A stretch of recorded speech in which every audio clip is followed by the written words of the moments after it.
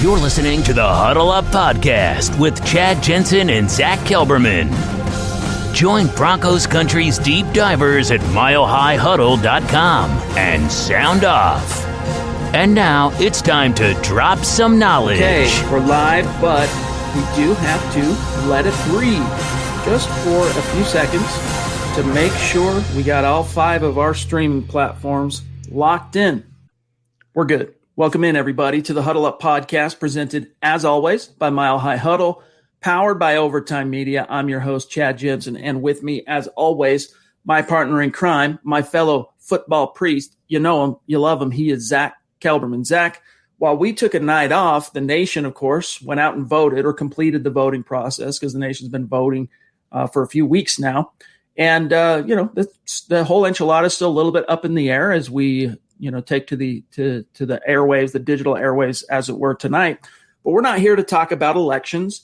We're not here to talk about, this vote or that percentage or whatever. We're here to talk Denver Broncos. And first and foremost, how are you doing as we kick off our, we're going to start looking at the Atlanta Falcons here tonight. How you hanging, my friend? I'm going to keep my politics out of this. I'm going to keep this strictly football, Chad. I'm doing pretty well. After a day off, nice to get back on here. I'm looking forward to Sunday.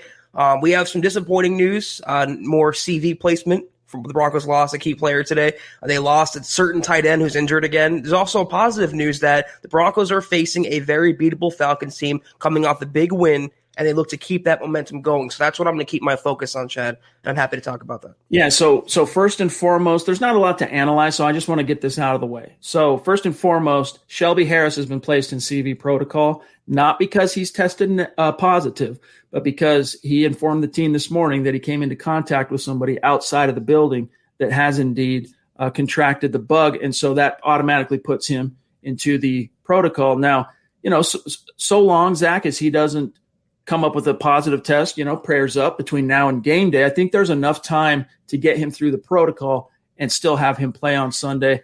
But yeah, unfortunately, Jake Butt, 3 games in a row he's missed with that lingering hamstring. And, the Broncos, with all the injuries they've had this year, Zach, they're not in a position where they can wait months for players who are, 3rd and 4th tier guys to heal up. He's on IR, and it's probably the last. There's a good chance, I'll say, that it's the last Broncos fans will have seen of Butt. Are we comfortable enough now ending this experiment, guys? Are we? Is it still taboo to suggest the Broncos have to cut bait with Jake Butt? Is it taboo to suggest that good guy, he gave a good effort, but his body just betrayed him year in and year out?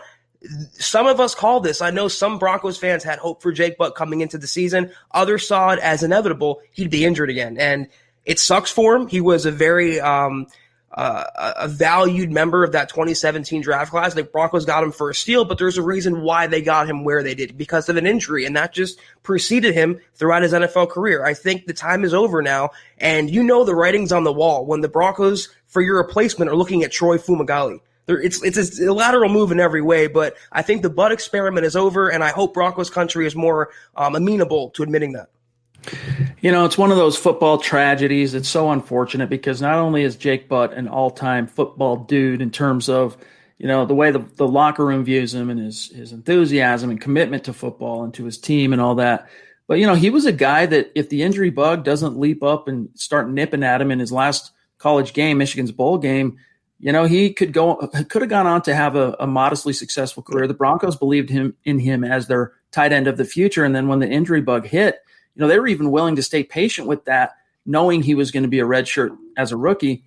And they were willing to stay patient until it hit him again 3 games into his second year. And so the contingencies went into effect in the form of first Troy Fumagalli as a 5th rounder, then Noah Fant, and now complete with Albert Okwuegbunam. So, we wish the best to Jake Butt. Technically, at the end of this season, the Broncos will have an option to place a restricted free agent tender tag on him, or I guess just tender him as a restricted free agent. But, Zach, it's really dubious to expect that to happen, only because any tag you place, restricted free agent tag you place on a free agent, comes with an associated guaranteed dollar figure that they get.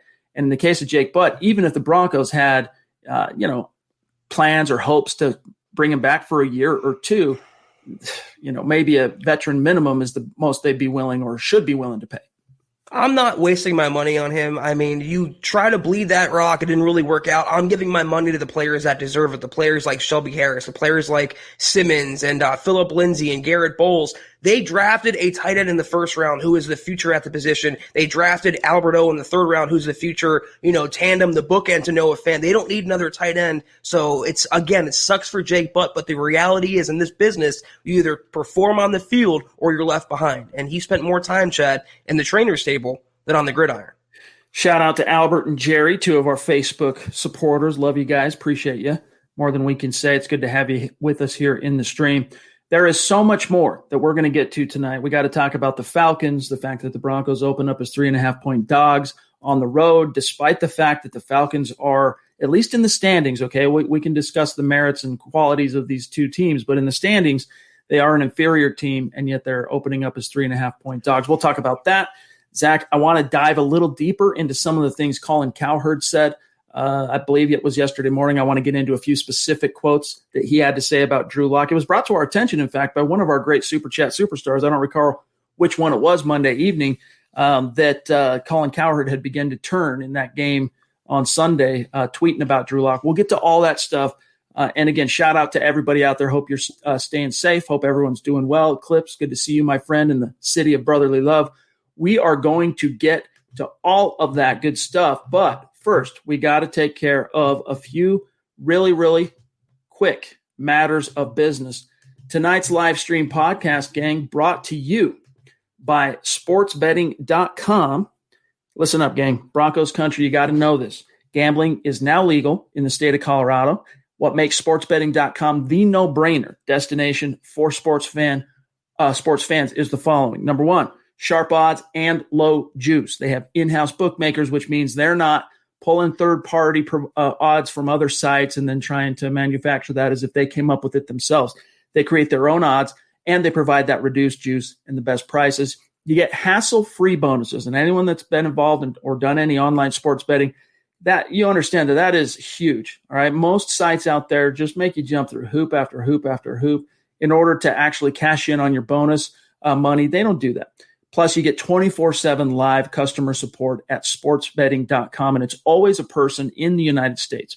But here's the kicker, and this is what we really want to draw everybody's attention to. Right now at sportsbetting.com, you can get a 100% risk-free week of sports betting up to $1,000. And it's not just one of your bets, but all of your bets. So the way it works is you play for a week. If your losses end up exceeding your winnings by the end of the week, sportsbetting.com covers those losses 100%, the difference, up to $1,000, and you can roll it over one time. No hassle.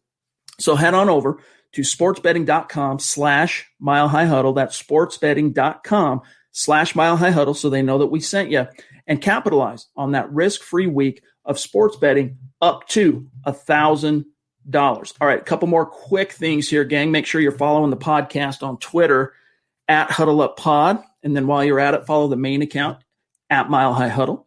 You get those two boxes checked on Twitter. As it were, you won't miss anything pod related or breaking Broncos news and analysis. And of course, my partner, Zack Kelberman, on Twitter at Kelberman NFL, myself at Chad and Jensen. And then also a gentle reminder, gang, to head on over to huddleuppod.com to the merch store and get your swag on. Get yourself an MHH trucker hat, get a football priest hat, face mask, t-shirts, hoodies, mugs. There's a little something for everybody out there. And it's another way that you can support what we're doing here. Also, shout out to our Facebook community. We love you guys.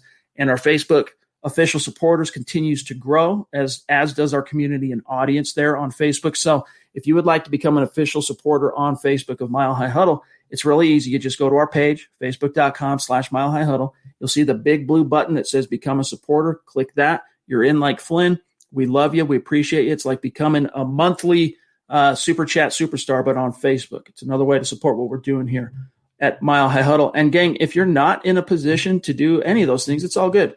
We are just so grateful and stoked to have you with us here live in the stream, or if you're listening after the fact as a podcast on demand. What we ask is that you do these three things, all of you with us right now or after the fact. Number one, subscribe. That's crucial.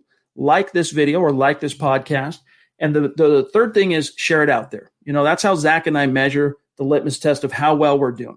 If you think we're doing a good job for you, the best thing you can do is share this out there and help Mile High Huddle and help the Huddle Up podcast continue to grow and reach new like-minded Broncos fans just like you. This is the Overtime Podcast Network. Broncos country, listen up. Coors Hard Seltzer, it's not your average seltzer because rooted in Coors' long history of sustainability is a brand inspired by a generation that wants to do good in the world with a mission to restore America's rivers. It used to be if you wanted to make an impact, you wanted to make a difference in the world, you'd have to get off your butt, you'd have to go out there and do something. With Coors Hard Seltzer, they're making it all the easier to make that impact. And the way they're doing it is by launching the world's easiest volunteer program. Whatever you're doing, by simply cracking open a can of Coors Hard Seltzer, you're volunteering because our waterways are at risk. 80% of America's rivers are drying up. But through a partnership with Change the Course, Coors Hard Seltzer is helping to protect and restore America's rivers. Each 12-pack of Coors Hard Seltzer, this is how it works, restores 500 gallons of fresh water to U.S. rivers and the communities that depend on them. And the way it shakes out is 1 billion gallons of water restored to 16 river basins across the U.S., including the Colorado River. And that's just year one. Plus, with Coors Hard Seltzer, you get 4 refreshing flavors, 1 cool cause. Enjoy naturally flavored black cherry, mango, lemon lime, and grapefruit. And the specs are in, gang. Coors Hard Seltzer is 4.5% ABV and only 90 calories. Chad, I know for a fact, watching that Broncos-Chargers game in the first half, I needed a few Coors Hard Seltzers to get me by. But after that wild comeback victory, I'm celebrating with my Coors Hard Seltzer in the best possible occasion. So, gang, join the world's easiest volunteer program. By simply drinking Coors Hard Seltzer, you can volunteer to restore America's rivers. You buy Coors Hard Seltzer, you help restore 500 gallons of water into America's rivers. It is that simple. So, visit CoorsSeltzer.com to find a Coors Hard Seltzer near you. That's CoorsSeltzer.com. For every 12-pack sold through 8/31/2021, Coors will purchase services from Change the Course to restore 500 gallons of fresh river water. Details at CoorsSeltzer.com. Celebrate responsibly. Coors Brewing Company, Fort Worth, Texas. All right, Zach, I want to get your take on a few things Colin Cowherd had to say, and then we'll grab I know we got a few supers. We got Zeus in the house. In fact, let's just say hi to Zeus. He's been waiting patiently. Love you, my friend. The first visage, Zach, that is etched up there on Mount MHH. Love you, my friend, and appreciate you. Hi to you as well. Hope everything's doing A-okay for you down in Texas. And then we got also Ridge Stimson jumping in, who's become very active as a superstar on YouTube. Really appreciate your support, Ridge. Thank you. He said, hey, guys, just want to say your positivity is so inspiring and addicting. You guys don't seem to get enough credit in that department. Keep it up. Right on, man. Appreciate it. We do, Zach and I are a couple, we try to tell it to you straight, but at the same time, we view everything through, Zach, a glass half full type of perspective. I was going to say, Ridge, are you talking to Chad, right? You're not talking to me. I mean, I've gotten a lot of blowback for my negativity, but we try to spin it in a way that's both positive but also objective and truthful. We don't ever blow smoke. We don't ever BS you guys. We are eternal optimists. We don't believe anything's happening for coincidence. We tell it like we feel it, though. And sometimes Chad and I disagree. Sometimes it deviates into the negative, into the pessimistic, but it's always our true thoughts. And I think Chad, Broncos country, appreciates that.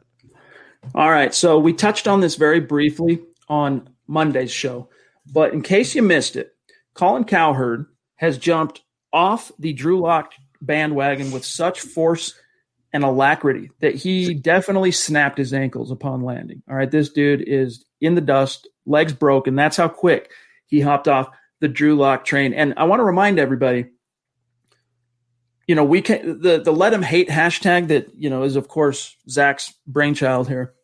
That was spawned out of all the national disrespect and to say it respectfully, skepticism, right? That the national perspective had of Drew Lock coming into 2020. They weren't big believers in his 4-1 finish. They focused in very closely on why he tumbled out of the first round, and the Broncos passed on him in the first round twice and all that stuff. And he just didn't have much support outside of the Denver media market. Meanwhile, guys like Zach and myself, and we weren't alone in the Denver media market, were saying, hey, look, this kid, there's something there. There's an it factor. And, obviously he wasn't blowing the doors down exactly, but there is so much there to be excited about. The future is bright. And then, of course, you get Colin Cowherd as one of the very few, Zach, people in the national media that was singing the praises of Drew Lock. And I want to remind everybody that he said that this was as early as June, Zach, that Drew Lock is a huge talent. That's a direct quote. Drew Lock is a huge talent, that he's going to be 2020's pop quarterback, all right, comparing him to previous second-year breakout studs like Carson Wentz, Patrick Mahomes, Lamar Jackson, all right? And then he even went on to say, in his defense and vociferous belief in Drew Lock, don't be shocked if Denver beats Kansas City, talking about 2020. Now, you fast forward to November, and of course, things got out to a clunky start for the Broncos, and in large part, Zach, due to the fact that Drew Lock injured his shoulder in week 2, missed some time, and really upset any modest momentum that he and Pat Shurmur had cooking together. All right, with that being said, as the Denver Broncos, and this is what, Zach, was brought to our attention, it was either Sunday or Monday night by one of our superstars, during the Chargers-Broncos game. Of course, Drew Lock is stinking it up for 3 of those quarters. Colin Cowherd tweets, watching Justin Herbert and Drew Lock on the same field today can't give John Elway much confidence going forward. All right, fine, whatever. Lock goes on to win that game and completely dominates the fourth quarter. The Broncos win. Cowherd then, Zach, doubles down. I want to read this quote, and then I'm going to serve it over to you. And he really focused in, I thought it was interesting, Zach, on Lock's kind of celebrations in the fourth quarter. And I didn't think, knowing what we do about Drew Lock for what it's worth and what we've seen, I didn't think his celebrations in the fourth quarter after he would throw a touchdown or whatever were actually all that far out there, to be honest with you. Yeah, he was kind of doing this a little bit, but it was like he wasn't going crazy. But here's what Cowherd said, quote, quarterback is not a position to be cool. Now, it's cool when you win. Peyton Manning is funny. Brett Favre was cool without trying. Patrick Mahomes is cool without trying. But if you're trying to be cool and you're a little too silly or you're a showboater, it's not going to work. Not my kind of guy. Russell Wilson's not cool. Tom Brady, not cool. Breeze, not cool. Andrew Luck wasn't cool. Carson Wentz isn't cool. Again, don't tell me Patrick Mahomes is cool. He's cool because he's winning. He's not trying to be cool, and it's a big difference. There are guys that are cool, and there are guys, Zach, that try to be cool. And then the last thing he says here is, win some games. He goes, I was right on Johnny Manziel. I was right on Baker. I was right on Cam. And I was right on Jameis. Too silly, showboat, too cool. I was right. It's 4 for 4. Bring your argument on. Here's number 5. I'm not into Drew Lock. Win more games, Cub Scout. Win more games. And then he went on to say that he's officially off the Drew Lock train. Spoken by the least cool person in the building, in the room, Chad. I mean, I'm going to say to this, and it might seem a little shorter, if you guys are expecting a rant on this, I'm going to say the same thing I said when he commended Drew Lock. I do not give an SHIT what Colin Cowherd has to say. I do not care. Positive or negative, his opinion means less than nothing to me. It's on the bottom of my shoe. The way he judges quarterbacks is what take I'm going to have today is going to get the most eyeballs, the most views, the most reads, the most page views. That's how he operates. That's the mindset. That's the market he's in. It doesn't have any impact on Lock as a player, as a person, on the Broncos. He didn't even dance when he threw that. And I don't even care if he did. I don't care if he pulled his pants down and mooned the crowd. He threw the game-winning touchdown pass. But all he did was do a little shoulder pop. It wasn't like he was busting a move on the field. So if that's what he really has to come with, if that's his biggest criticism of Drew Lock, the player, then you know what? Drew Lock, the player, is in a much better situation than, you thought he'd be in his second season. He's calling him a Cub Scout because he hasn't won more games. What is he calling Justin Herbert, who's won 1 game? That's what I like to know. So his definition of cool, his definition of anything having to do with an NFL analysis or anything to do with that means 0 to me personally. It really is meaningless. It was always just something noteworthy for us to talk about during the offseason. That, hey, you got Colin Cowherd over here saying good things about Drew Lock. But, Zach, it's really bizarre, his assertion here that basically Lock needs to, quote, win more games before he tries to be, quote, cool, right? All right, well, let's look at He's that. Not just trying to be cool. Let's look at it just for a second, though, all right? He started 10 games in this league. He's 6-4 as a starter. Now, I want to ask each and every one of you out there, quarterbacks, and I don't have this stat in front of me. I haven't taken the time to research this, but if anyone has this off the top of their head, go ahead and hit me up and tell us in the comments or in the chat stream. But, Zach, how many quarterbacks, let's just say drafted from 2017 on, all right, till now, in their first 10 starts have a better record than 6-4 as a starter. I'm really curious to know how many quarterbacks out there, because again, people can pick nits and say, hey man, quarterback wins. It shouldn't be a quarterback stat. That's not what I'm saying here. He's talking about winning, right? He's saying win more games before you try to be cool. Drew Lock's just being himself. How many quarterbacks drafted just in the last few years have won as many games in their first 10 starts in the league as Drew Lock? All right, that's one point I want to make here. The second point is this guy, all right, as you said, he's a shock jock. He's a guy that's, he's a hot take guy. He's a Skip Bayless. His own co-host, Joy Taylor, was like, but Colin, you were way in on Drew Lock this offseason. You're way in on him. And he's like, quote, now I'm just starting to see this stuff. I'm like, out, done, not interested. Quarterback's not a cool position. Why is he so focused on this cool thing? It's bizarre. I want you to be presidential or quarterbackian, manufacturer's a new word. I want you to be an adult. I want you to be fairly neutral. I want you to be right in the middle. Zach, this is like it's nonsensical. When someone is projecting cool that much, it was spoken by the guy who was shoved in lockers in high school, Chad. And that's what Colin Cowherd strikes me as. He literally criticized Carson Wentz. I believe it was Carson Wentz because he wore his hat backwards in a post-game press conference. That became a national take. But you know what? It worked. Because of what he said, Chad, he won.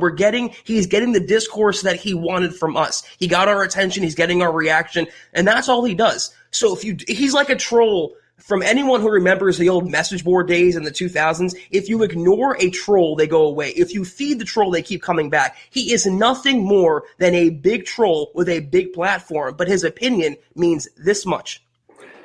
I just think it's funny. I'm really wondering, like, why did he feel like now's the time to plant that flag? Like, I'm honestly, other than just saying I need to come up with a bold take for this so that we have a highlight that might be able to go viral this week on social media, other than that obvious and very cynical potential motivation, Zach, I'm trying to think, like, how did he come to this conclusion? It's just really bizarre because, yes, Drew Lock was bad those 3 quarters against the Chargers. He was particularly bad against the Chiefs, and he sucked it up through one half of the fourth quarter against the Patriots, but he's done a lot of good things, and he's a quarterback that continues to grow with more time on task. This is the Overtime Podcast Network. Let's grab this super chat from Tom El Greco. Appreciate you, Tom. Bonafide superstar up there north of the 49th parallel. He says, why doesn't Pat Shurmur utilize KJ Hamler more? Thanks, guys. Well, I think a lot of that, Zach, has to do with the fact that KJ has really struggled to stay on the field so far as a rookie. And, what you've seen is through the last couple of games, now it's not huge numbers, but with availability comes consistency, and you start bonding with your quarterback, start bonding with the coordinator, they start working things in. You saw him make a few plays. Now, I'd like to see him get a lot more, in fact, attention in terms of pre-snap, throw a few jet sweeps in there, take some deep shots trying to utilize his speed, Zach. But I think a lot of that explanation of why isn't he being used more, really you got to just point at the fact that he's had 2 injuries that have cost him games with that hammy. Can I just put a bow on the last topic? The reason why he's saying that, Chad, he has that take is because it goes against the grain. It would be the popular take and the minority take after Drew Lock had a nice fourth quarter comeback to trash him after that and to pick as part of his performance. He's always on the other end of the spectrum. He's the ultimate contrarian. So that's the most breadth I'm going to give Skip Bayless. In terms of KJ Hamler, I agree with you. He had to prove himself. He kind of had an up and down summer, abbreviated training camp. He had the hamstring injury. I think the Broncos wanted him as a second round talent, like they did with Alberto, like they did with Jerry Jeudy, all these rookie players. They have to kind of earn their keep. They have to earn being fed on a weekly basis. So now that KJ scored the game-winning touchdown and his hamstring is holding up, I would hope that Pat Shurmur gets him more involved, and not just on deep shots down the field. I hope on jet sweeps. I hope on crossers, on ends, short passes, high percentage completions to get the ball in his hands and let his speed do the rest. All right, real quick, John, do you have, and credit to you, AJ, for bringing that to our attention. It was worth us writing an article at milehighhuddle.com yesterday to dunk on Cowherd, and it was worth bringing it up here because we need to defend Drew Lock at this stage just based on the fact that there's not enough sample size quite yet for anyone, let alone Colin Cowherd, who was his biggest proponent this offseason, to criticize Drew Lock in a absolute way, a definitive way, saying he's going to be a bust. Trying to compare him to Johnny Manziel and whatnot, but it's not even a legit way. He didn't give one substantial argument as to why he's going to be a bust or why he's not already a decent quarterback in the NFL. All right, we've got one. I don't know, John, if you have mics. If not, I can grab it. But first, let's say thank you to Chris Hernandez. Appreciate you, my friend. Love you. I mean, seriously, your support is. I mean, it's been constant, been consistent, been steady. But especially this last week, man, you've gone over the top. So we really appreciate you. We love you, my friend. And as he said, click those little thumbs up. Appreciate you, Doc. And United in Orange. Yep, let's try and all remember as this election starts to coalesce and everything comes to conclusion. United in Orange. United in as fans and members of the Broncos country community. Mike Evans jumping in. Indeed, Jim. Thank you. Appreciate that. John, I don't know what happened to Mike. I missed him. There he is. Should Melvin Gordon's primary role, and Mike Evans, by the way, talk about another consistent superstar. I love you, my friend. Thank you, Mike. He says, should Melvin Gordon's primary role be the third down running back? Zach, you start on this one. No, he has some value in this offense, and I think, first of all, you're not going to pay a third down running back $8 million a year. The only reason he's getting the playing time and he's like being shoehorned as the RB1 is because of his contract. But it would do the Broncos offense a disservice by making him the Royce Freeman of the ground game. He has some value on early downs. He made a nice grab on the last drive for the Broncos. I still think he's overpaid. I still think Lindsey's the better running back, but no, I think the setup they have where Melvin Gordon can be if they have to have a committee, he can be the early down guy. He can set up the third and shorts. He can set up the explosive plays for Phillip Lindsay because Gordon just can't do those same things Lindsay can. Yeah, I mean, that toe, again, the toe's popping up for Phillip Lindsay, so you worry a little bit. Sometimes with players, like with Phillip Lindsay, as you tweeted today, the whole narrative that he's not durable enough to be a lasting NFL feature back. I think it's just – It's you can't say that based on the fact that in his first 2 years in the league, he's a back-to-back 1,000-yard rusher and missed one game with all those touches. And then this year, my point, though, is that, sometimes players just have that one bad luck year where they pick up an injury and it just kind of nags them. They still find a way to fight through and play, but it just kind of nags them throughout. Whatever the case might be, though, let's just hope that Phillip Lindsay – let's assume for the sake of Mike's question here, let's assume that Phillip Lindsay, all he needed was a little rest on that toe. And he's good to go on Sunday against the Falcons. Well, in that case, I mean, if the last two games in particular, Zach, have not telegraphed loud and clear to Pat Shurmur and Curtis Modkins, for what it's worth, the position coach, that Phillip Lindsay needs to be given the lion's share of the touches. I don't know what else it's going to take, like aliens landing on the front lawn of the White House and telegraph, bullhorn into a microphone, message to Pat Shurmur, feed Phil. I don't know what else it will take. But to Mike's point here, I think he's more than just a third down running back, Melvin Gordon. Like they need to figure out a better formula in terms of, I like when they've really been able to get their ground game going, Zach, they're able to get things started with Melvin Gordon. And I think that's the wise thing to do. The first 2 or 3 touches, give them to Melvin. I'm okay with that. But then go and feed Phillip Lindsay for a few possessions. Just give him all those touches, because that change of pace, and I don't say that to categorize Phillip Lindsay, but that difference in explosion and how quick he hits the hole and the speed, it is so vast and so different that defenses just get lulled to sleep kind of with Gordon. And Gordon's not, it's not like he's Royce Freeman. He can pick you up some yardage, and then Lindsay comes in and it's gangbusters. So they just got to find that balance. And I do think Gordon, though, can be more than a third down running back. But at this stage, the takeaway is Phillip Lindsay is the featured back. That should be plain and simple for the Broncos. And don't jinx it, Chad. This is 2020 after all. Aliens could be the final boss of this year. In terms of the Broncos rushing attack, it all comes down to me. I know it's going to sound very trite and old and cliche, how they deploy the rushing attack, how the plays they call for the running backs. My biggest gripe with Scangarello last year, he was calling outside runs for Freeman and inside runs for Phillip Lindsay. Lindsay can hit the between the tackles runs. He can run inside, but he makes his bones along the edge. He makes his bones on the outside where he can make defenders miss. So if they get the ball in his hands, he has to have more than 8 carries, first of all. They got to get them in like 10 to 12 carries each and let some pressure come off Drew Lock and the passing attack. But I think the way they have it, use Melvin Gordon to kind of like wear down the defense and let Phillip Lindsay just take the top off, which he will do on Sunday. BG, we call him. Brian Greenfield, as he's probably known in the real world, jumping in. Longtime superstar, dedicated listener of the show, dedicated MHH guy. We love you, my friend. Appreciate it. Says, hey, I'm here, guys. Shout out to you. And BG's been there since before we started doing the live streams. I mean, he's been listening to the podcast on YouTube for a long time.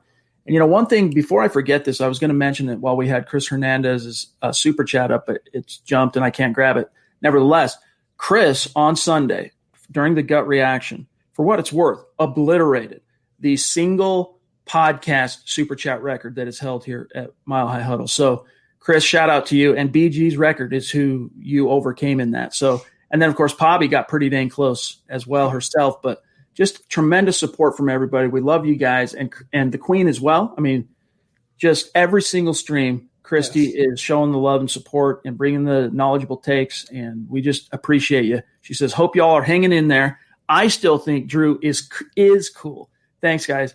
Zach, Drew Lock is cool. Why do you think his teammates, the first mention, like if you're media and you ask anyone in that locker room, hey, tell me about Drew Lock, what's the first thing that comes to mind? The first thing they're going to say is he's got swag, which equals, if you synonym for cool, swag, okay?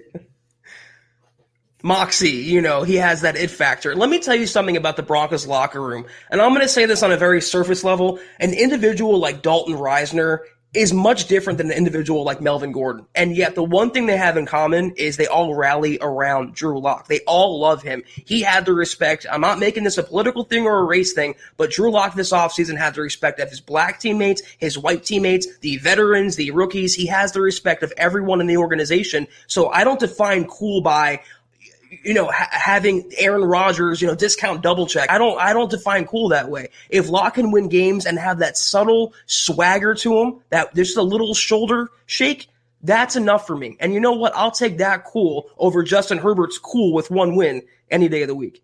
And with regard to Drew Lock, I mean, it's never, listen, I pride myself on being pretty good at reading people. Okay.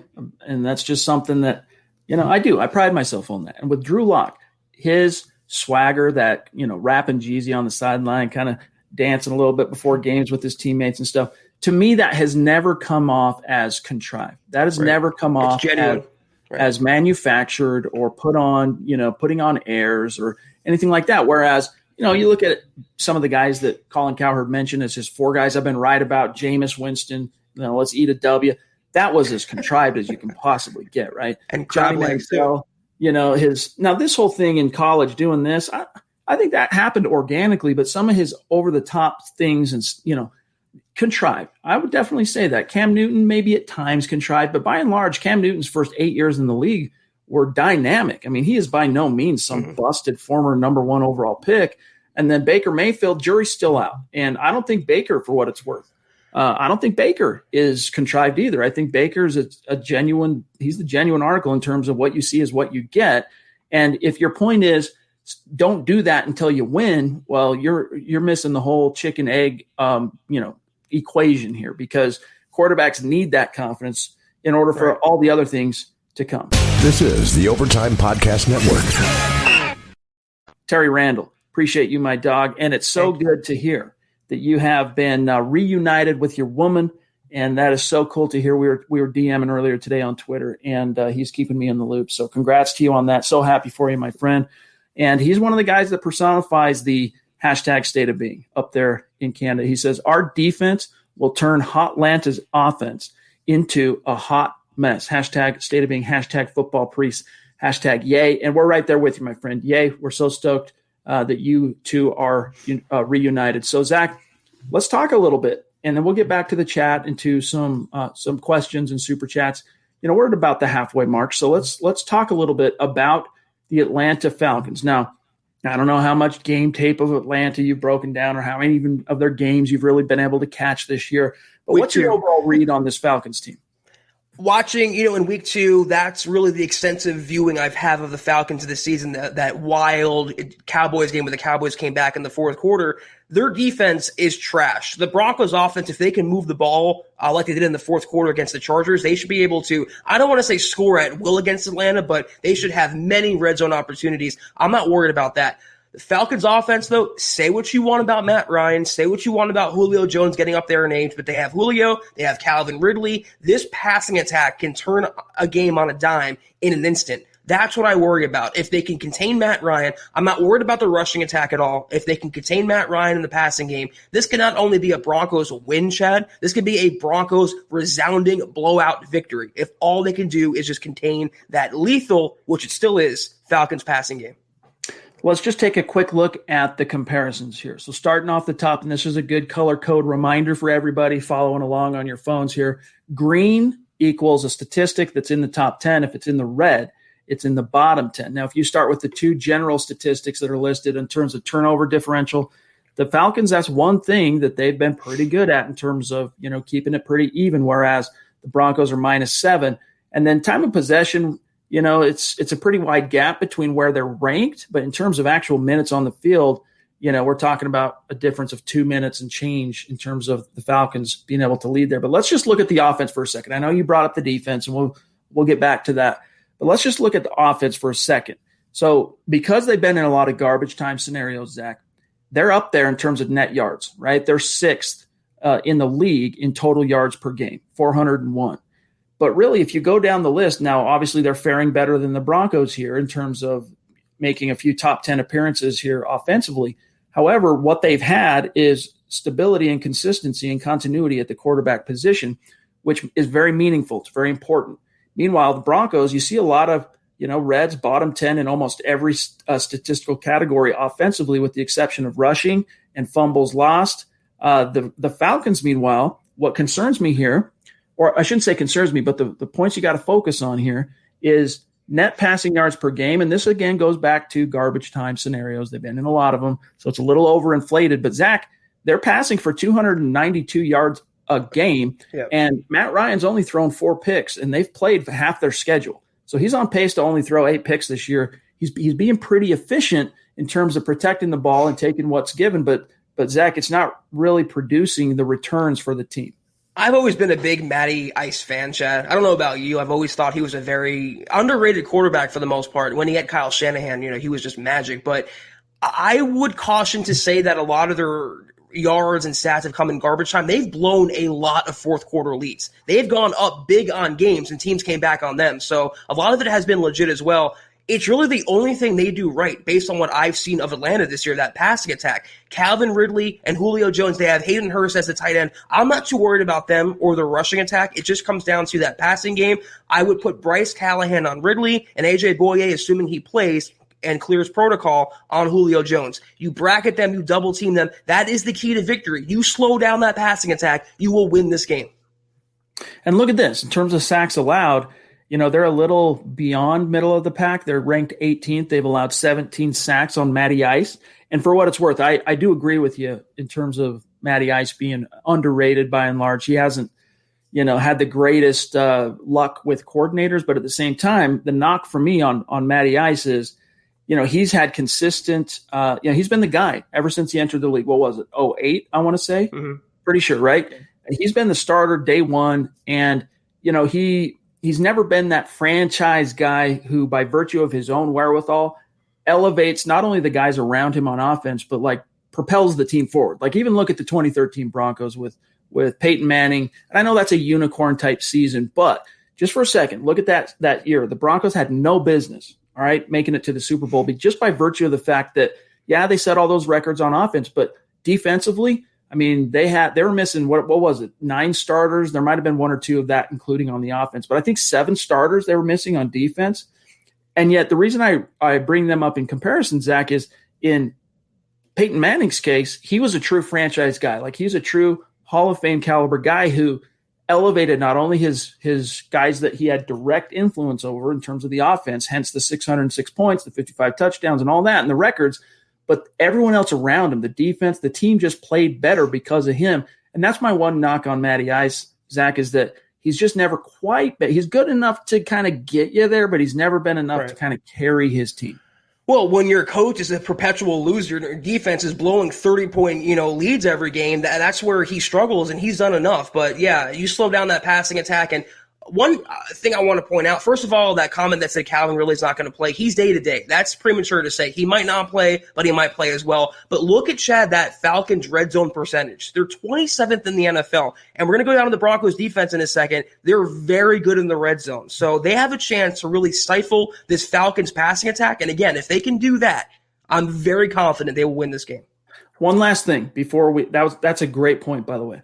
One last thing before we move on to the defense comparison here is, you look at the Falcons, they're sitting here ranked 19th in rushing, averaging 100, let's just say 109 yards per game. And you think, all right, that's a manageable matchup for the Broncos. But then you factor in that without Mike Purcell last week, they gave up the Broncos over 200 yards rushing to 3 no-name running backs for the Chargers at home, by the way, in the thin air, Mile High. Now compound that potentially with the possibility of Shelby Harris not being able to make it out of the protocol. That's one thing to keep an eye on that could end up being a key to this game, Zach. Well, this is where Draymond Jones has to rise up. This is where Deshaun Williams has to rise up, DeMarcus Walker. I mean, not having Shelby Harris sucks, Chad. There's no two ways about it. That's a big loss for Denver. They do have, though, the best DL coach in the business in Bill Collar. They have some young talent. I think Draymond Jones can handle filling in for 1 week, but it's going to be a test of not just the defensive line, but the linebackers in coverage and also the secondary, the safeties and the cornerbacks. That is a determining factor for me in this game. And by the way, just real quick, a tirade rant, a mini rant on Shelby Harris Appreciation Day. I really do think he's going to be back in time to play in this game, but we need to appreciate how good of a season he's having. I mean, he's last year he did leave some doubt. There's a reason why the spot tracks of the world were projecting, he's going to get out there and command $11 million per year. There's no way the Broncos are going to be able to get him back unless they want to pay him that. Didn't shake out that way for a reason. Teams were skeptical that as a first-year starter, that was his first time being a starter, and he did start all 16 games, produced a career-high 6 sacks, that it was a flash in the pan. There wasn't enough there to really justify rolling out the checkbook. Meanwhile, Zach, fast forward to 2020, you are almost one half of the way through the schedule, and Shelby Harris is the 4th highest-rated interior defensive lineman in the league, according to Pro Football Focus. He's got 23 tackles, 15 solo, 2.5 sacks, all right? Plus, he's got, to go along with those sacks, 5 additional quarterback hits, 12 hurries, and then, of course, he's among the league leaders in tip passes, one of which we know was picked off by his fellow trenchman, Deshaun Williams, in Week 6. So just shout out to Harris. I can't wait to see this cat get paid. He's cruising for finally that real payday. Yes, I said it last year. I said it before free agency this year. I said it before the season. I said it 2 weeks ago. I'll say it now. Hashtag pay Shelby. This is a guy worth investing in. And guys in the comments, let me get an amen. Hashtag pay Shelby. Let's see some support for one of the best, most unheralded defensive linemen in the entire NFL. Hashtag pay Shelby. All right, real quick here. The defense, as Zach alluded to, for the Falcons, I mean, they're ranked. You want to talk about bottom 10, they're bottom, 5? They're 28th, right? Net yards per game. They are hemorrhaging yards like nothing, like nobody's ever seen. And, for Drew Lock trying to build on that prolific fourth quarter, and for that offense trying to, get some momentum going, that's a fortuitous matchup, even on the road. And I want to remind everybody, the Broncos only have 3 wins this year, right? 2 of them have been on the road, and 2 of them were in East Coast games. So I like their chances of coming into this defense and building on what they accomplished in that fourth quarter against the Chargers. But a couple other quick comparisons here defensively. The one thing that the Falcons can kind of, plant their flag is against the run, they're top 10. They're not even allowing 100 yards per game on the ground. So that's going to be a test for the Broncos, especially early on when it's two different teams trying to figure out, who's going to be able to impose their will first. God, 28th in yards per game, 32nd, dead last in yards per play, 31st against the pass. This is a premier, juicy matchup for Drew Lock in this passing attack. And what better time after that fourth quarter comeback against LA? This is where he has to thrive. This is where he puts the game on his shoulder, similar to the Texans game last year. It's a similar opponent and almost a similar environment, Chad. A dome stadium, kind of a neutral setting, an easy matchup for him. This is where Lock would love to have a 300-yard, 4-touchdown game. And you know what? Against that Falcons defense, that barely there secondary, it's possible, if not probable. Here's what I like, man. You get to these last 4 defensive stats in comparison. Takeaways, they're almost equal. The Broncos only have 8. The Falcons have 9. But then you get to sacks. The Broncos are a top 10 defense right now without Von Miller, without Jarrell Casey, all right? 20 sacks on the season. Meanwhile, the Falcons have really struggled to generate consistent pressure, only 13 QB takedowns. And then you look at the third down percentage. Now the Falcons are up there. That's one of their few, points where they've excelled as a defense is on third down. The Broncos, they're even better. And then in the red zone, look at that, Zach. They're allowing 3 of 4 red zone trips to their opponents to be touchdowns. Yep. So that is, you want to talk about serving Drew Lock up a nice fat steak, perfectly cooked, medium rare, forks down, let's get after it. This is his chance. And look at the Broncos' red zone defense, conversely, less than 50%. And you take it back to that Falcons passing offense. This matchup really, when you break down the numbers, really favors the Broncos, even with the injuries, even with everything going on, maybe without Shelby Harris. This is a game the Broncos not only should hope to win, but kind of expect to win. This is an inferior opponent, Chad, and the Broncos have to exert their will on those types of games. One last thing I want to mention, then we'll get back to the stream, is that this is a credit to Vic Fangio and his entire staff.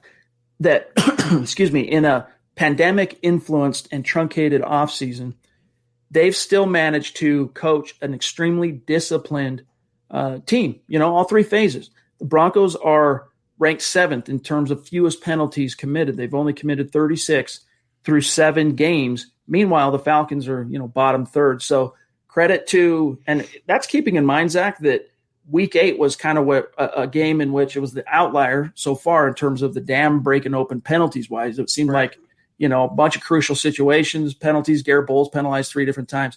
But that's a credit, I think, to Vic Fangio, and hopefully it starts paying some dividends for him in the win-loss column. Agree, Daniel. Thank you. #PayZach. But yeah, it's a credit to Vic Fangio, and also the Falcons are a very undisciplined team, and you saw it in the stats there. They're not the most undisciplined team, but under Dan Quinn, they were a disaster, and they're a little better now. But again, this is an opponent. It's not the Patriots or the Chargers or the Chiefs. This is a team the Broncos have to beat. I know they're not championship caliber this season, but they are still better than the Falcons, and it's time they exert their will on teams they should beat. Good teams, Chad, win the games they're supposed to. Well said. Mohammed Badri jumping in, one of our superstars. Appreciate you, my friend. Thank you. He says, hello, rock stars. I want to give a shout out to The Beast at John K. MHH, Buona Beast. Always engaging with the Broncos community 24/7, #Beast, #Rockstars. Yeah, that's something. And what's cool about John in terms of, we talk about what's contrived and what isn't. That's just John. Like, John has a genuine interest in people. He has a genuine interest in our community and the individuals, Zach, that make up our community. And, that's why when you hear me say, hey, go follow John on Twitter, he's a great follow. You're going to love following John. There's a lot of reasons for that. One of which is, he actually engages with everybody. He cares about people. Yes. And so, he does a lot for us. And we appreciate him. Great member of our community. And guys, you see it right there at John K. MHH. Great Twitter follow. Shoot him a follow. He's a great guy. Great Broncos fan. All right, let's grab Tom El Greco in the hizzy. Appreciate you again, my friend. He says, not to take anything away from Herbert, but he throws the ball in a lot of double coverage, guys. Yeah, I mean, look, he's a rookie. And that's why Broncos fans, I think they just got – now, I don't want to paint with too broad of strokes here, but we saw it pretty heavily in our chat streams for a couple of weeks there. Broncos fans got a little too far out over their skis, Zach, in the QB envy as it related to Justin Herbert. And I understand why they succumbed to the temptation, okay, because he was putting up numbers. And even against the Broncos, he put up volume, all right, points, yards, touchdowns. But to Tom's point here, he's still missing reads. He still does throw into double coverage at times where he fails to use his eyes to manipulate safeties and ends up telegraphing what he's going to do. And that's just a symptom of being a young quarterback. It's going to take time to work out those kinks as he develops. The same thing that we've been saying and hammering home about Drew Lock also applies to Justin Herbert. It applies to every young quarterback in the NFL. It's a roller coaster in a process. He didn't blow me away, Herbert, in that game. He didn't look like Mahomes in his prime. He was pretty good. I think he's well more advanced for a rookie than most other quarterbacks. I think he'll have a nice career, but he didn't blow the doors off me. He's still making the mistakes, and those mistakes, if Drew Lock made them, are magnified tenfold. Where Herbert, you're just enamored by the passing numbers. Lock has the wins. Herbert doesn't. I'll take that quarterback any day. Well said. Isaiah 1127, appreciate the super chat, my brother, and another guy that just in the recent, month or two, probably since the season started or so, has really come on strong as a superstar and supporting what we're doing here. Really appreciate you, my friend. He says, the game plan to beat the Dirty Birds, hashtag MHH love. Zach, I haven't fully articulated exactly what my keys to victory are yet in terms of Broncos Falcons. However, one thing I'll throw, and we'll talk more about that tomorrow. So tomorrow night is the Mile High Mailbag. We'll get into some keys and we'll have that a little bit more fully fleshed out. But what I could tell you watching some tape today, studying some Falcons All-22 and what we know about the Broncos is this is a game where you got to really hope Phillip Lindsay's toe is not nagging to a point where he can't play on Sunday, because this is a game where the Broncos really need to impose their will on the ground and get after the Falcons on the road with Lindsay and Gordon, but especially Lindsay in particular, because even though they're ranked in the top 10 against the run, the Falcons, that's an artificially inflated statistic because of the complexion these games they've been in have taken. You know, I just like that matchup. I think the Broncos, and obviously, you know, you can say, well, yeah, Chad, tell us something we don't know. If you can run the ball on the road, you know, that's a key to victory. But I think this is a great opportunity for the Broncos to build on what they've accomplished on the ground over the last couple of weeks, to be frank.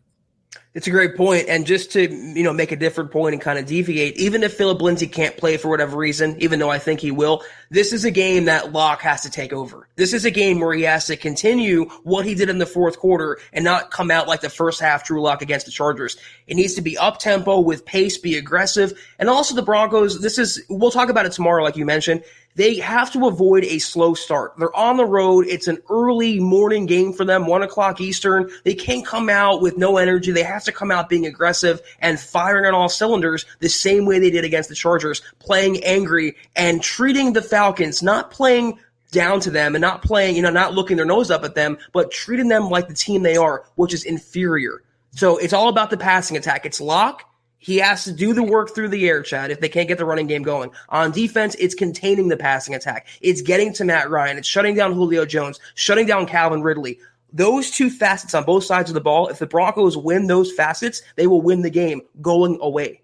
I do agree that they got to get out early enough and produce. And with Drew, it doesn't mean he needs to put up 300 yards and 3 touchdowns in the first half. Right. It just means in this heart that, you know, one of the things that you saw turn significantly for Drew in that fourth quarter against the Chargers is something Vic Fangio had been hammering on for weeks, which is efficiency in key situations. He started trusting his protection and stood tall in his pocket, made his reads. And Zach, when it was a key situation, 3rd and 6, 3rd and 15, some very unfavorable downs and distances, Locke delivered. So in this game against the Falcons, that's the order of the day. On 3rd down, deliver. In the red zone, deliver. And that ties into Gerton 10 here jumping in. Appreciate the super chat, my friend.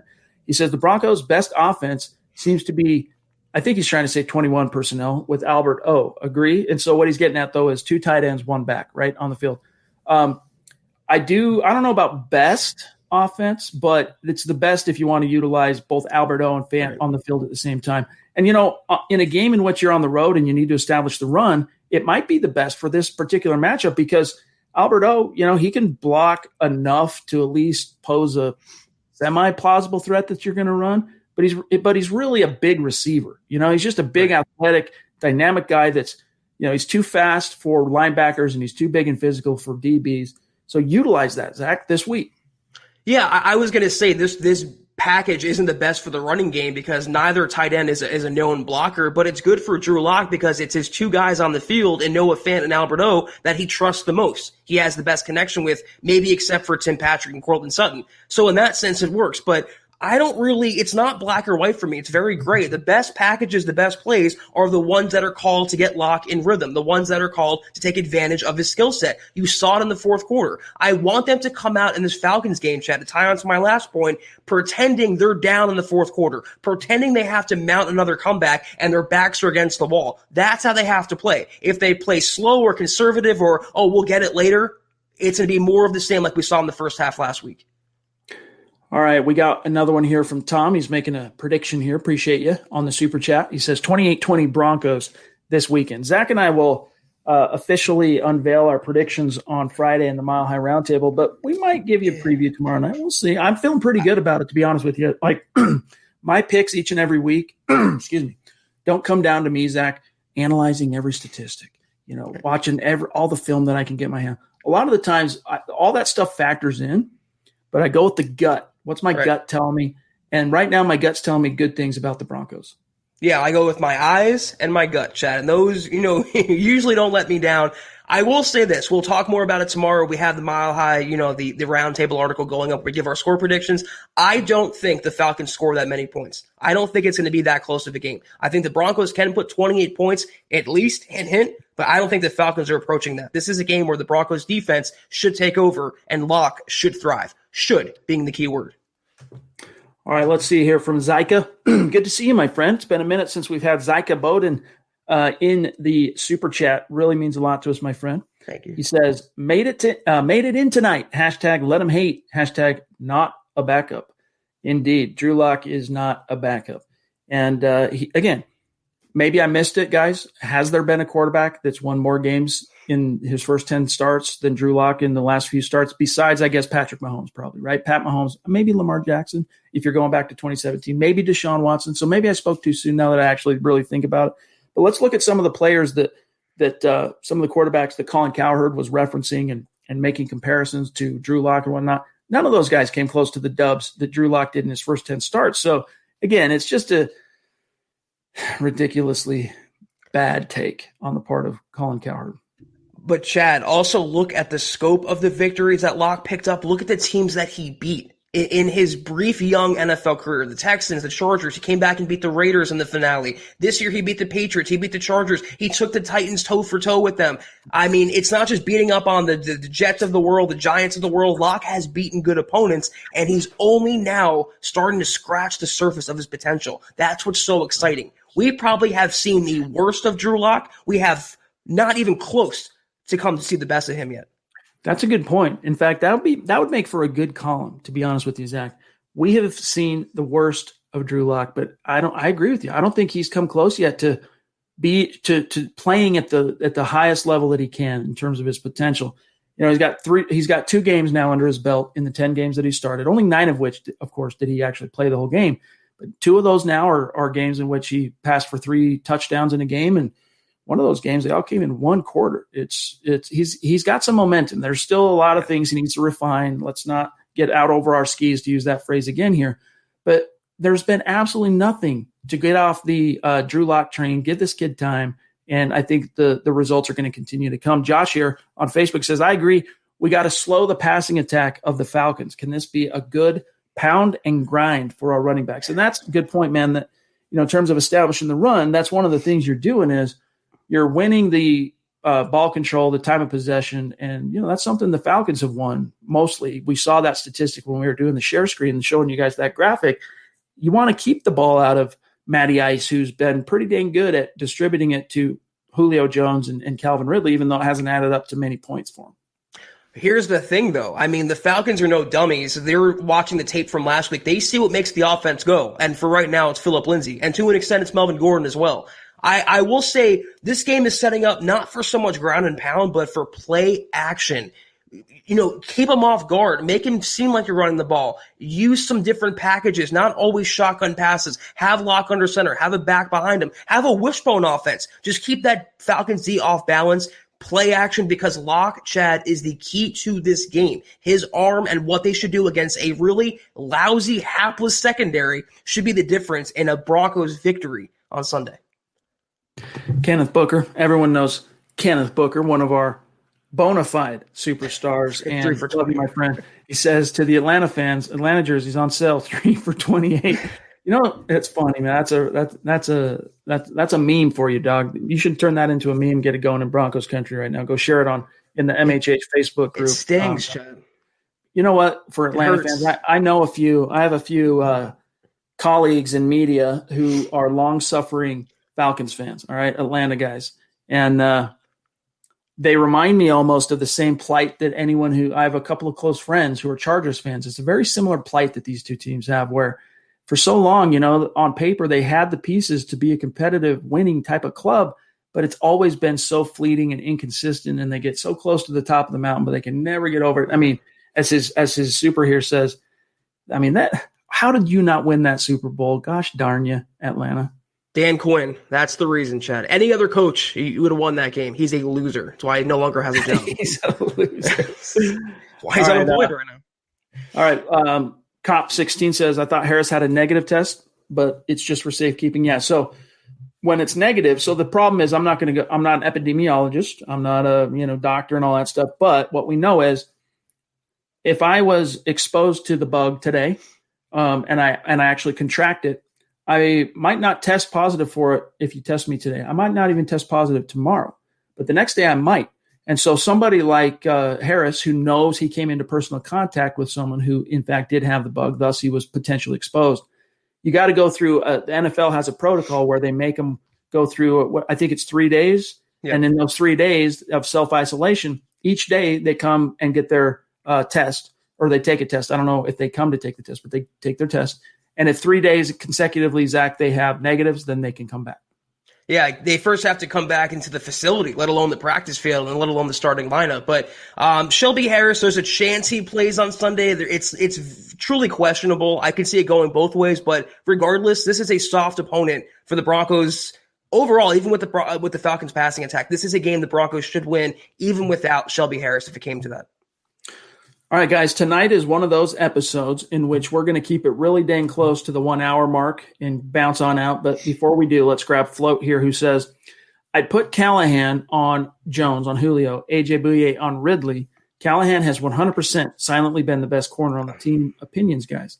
I would flip that personally. Right. I would put Callahan on Ridley. But either way, to your second point there about, yes, he has been the best corner on the team. I don't have it pulled up in front of me, but he's one of the top 10 ranked corners in the game right now, according to Pro Football Focus. And Vic Fangio said last week that interception he made, Zach, in the end zone that really prevented the Chargers from putting this game away was the best play he's seen Callahan make as a pro, and he's been there for every single play since he entered the league. Yeah, he's been phenomenal this year, playing at an all-pro level, and I agree with what the question posed. He's far and away the Broncos' best cornerback, but if you watch the Falcons tape, you can make the case that Calvin Ridley at times is the Falcons' best receiver. So I would rather have Callahan on Ridley and have a safety over the top, and have Bouye, who's just a bigger, longer, more physical corner, matching up with a big, long, physical receiver in Julio Jones. And of course, you bracket him, you double cover him, and again, if you stop those two players, you will win this game. All right, one or two more, and then we got to get going here. From Jabberjaw, he says, you guys think we should try tempo offense? We march down the field at the end of the game. Yes, that's something we talked about, Jabberjaw, in the gut reaction and then in the aftermath game episode on Monday night. That, it's a fine line because for young quarterbacks, it's not as easy as just saying, let's run no huddle all the time. I mean, there does have to be some real command of the offense and a real command of what you're seeing on defense. So coaches have to really be able to trust you to do that. I'm not sure Drew Lock's there yet where Shermer can say, just go run no huddle. Let's do this. It's not Peyton Manning quite yet. Let's face it. But nevertheless, Zach, the tempo thing and throwing a no huddle series at them earlier in the game, I think can help get him in a groove earlier. Right. They're doing him a disservice when they take him out of that groove, Chad. When he's getting going and you see the momentum picking up and you can feel the confidence building, it's to slow him down and limit him to the pocket and play in a phone booth and become a horizontal offense. It just does everything a disservice, including your quarterback. So they have to play fast. They have to play aggressive, but also loose. Locke likes having fun out there. He's a big kid out there. Don't make him be an Alex Smith game manager. Let him have fun. Let him be loose. Let it fly. You will reap the rewards like you saw last week. And that ties into Justin Martin's super chat. Thank you, my friend. He says, hey, guys, Drew Lock is just having fun. People need to chill out and just let them be themselves. Yes, and again, to the tirade that he went on there is Colin Cowherd, for what it's worth. It was just so bizarre. It was just weird. Justin, again, appreciate the super, my dog. You've talk about another guy that's come on strong of late. Appreciate your support, Justin. He says, I'm confident our defense can hold their offense. We just need to come out firing and never let up on the gas. Well said. Can't disagree there, my friend. It doesn't mean playing stupid either. It's taking deep shots every down, but you have to mix it up and take shots and high percentage passes in the middle of the field, getting the ball to KJ Hamler, Jerry Jeudy, Noah Fant. We can only hope, Chad. We'll talk more about it tomorrow, but we can only hope that what we saw in the second half and the fourth quarter will translate over going forward, that it wasn't just a flash in the pan. All right, two more legit. This is one we should have mentioned this earlier in the show because it happened while we were off, of course, but Vaughn, it was actually Monday night after our podcast that I saw this.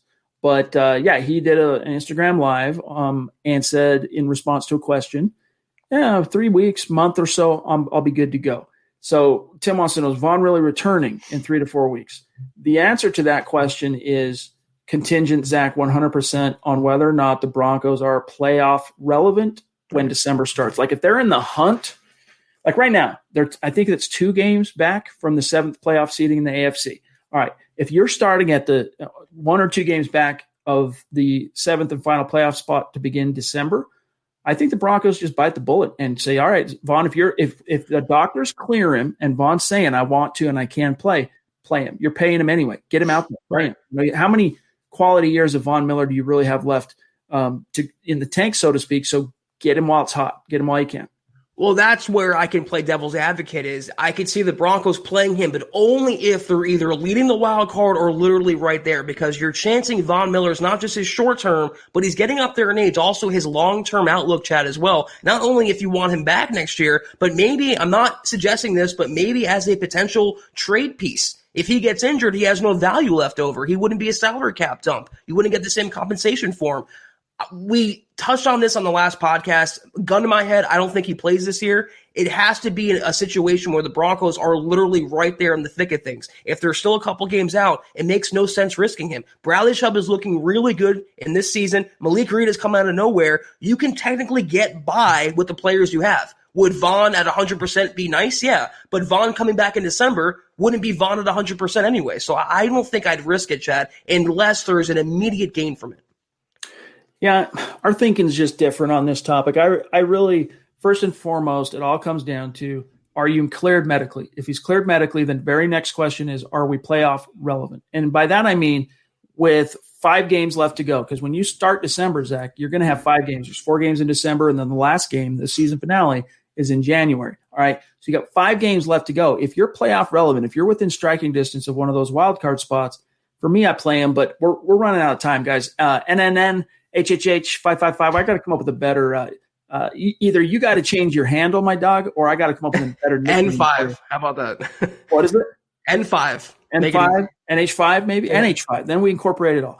Appreciate the support, my friend. He says just got to let the Falcons get to a 21-point lead, and then we'll have them right where we want them. Yeah, 28-3, 21 points. It doesn't matter. Yeah, the Broncos. All joking aside, Chad, this is a game. I don't want to say it's an easy win or a slam dunk win, but the Broncos should really have their way with this lowly Falcon squad.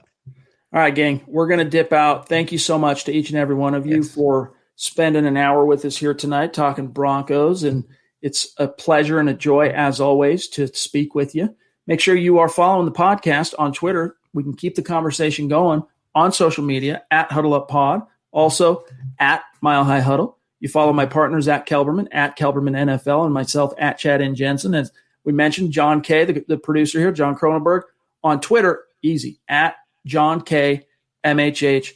We love keeping the conversation going there. And also go to milehighhuddle.com. We want to see you in the comments. We want your takes. We want your opinions. We want your view on how things are shaping up with the Broncos. When Zach or myself writes an article, and we're publishing 4 to 6 articles a day, we want your opinion on what we have to say. If we say, look, Von Miller should come back if the Broncos are playoff relevant and the doctors clear him, he should play. If you disagree with that, we want to hear your take. So that's another place to keep the conversation going. Another gentle reminder, gang, to head on over to huddleuppod.com and get your swag on. Another way to support what we're doing here. Get a hat, get a T-shirt, get a face mask, get a mug. Lots to choose from. But whatever you do, before you dip on out of here, don't forget to hit the like button. Helps us out tremendously, gang. You have no idea. And again, if we did a good job for you tonight, share this video out there. That's the best litmus test for Zach and I to let us know whether or not we're doing a great job. So, Zach, until tomorrow, we'll be back for the Mile High Mailbag, 6 p.m. Mountain, 8 p.m. Eastern. Until then, we'll see how things shake out with regard to the election for the United States and how things continue to coalesce for the Broncos. Yeah, hopefully we have an update on Shelby Harris' status. We'll know more about the game. And also we'll get into it, Chad. We'll break down and give our score prediction and our matchup, what to look forward to. So always excited about that. And also the mailbag every single week, our favorite podcast. See you guys then. A mile high salute to our Super Chat superstars and our Facebook supporters. We love you guys. We'll see you tomorrow. For Zack Kelberman, for John, I'm Chad Jensen. We'll see you tomorrow, 6 p.m. Mountain, 8 p.m. Eastern. You've been listening to the Huddle Up Podcast. Join Broncos Country's deep divers at milehighhuddle.com to keep the conversation going.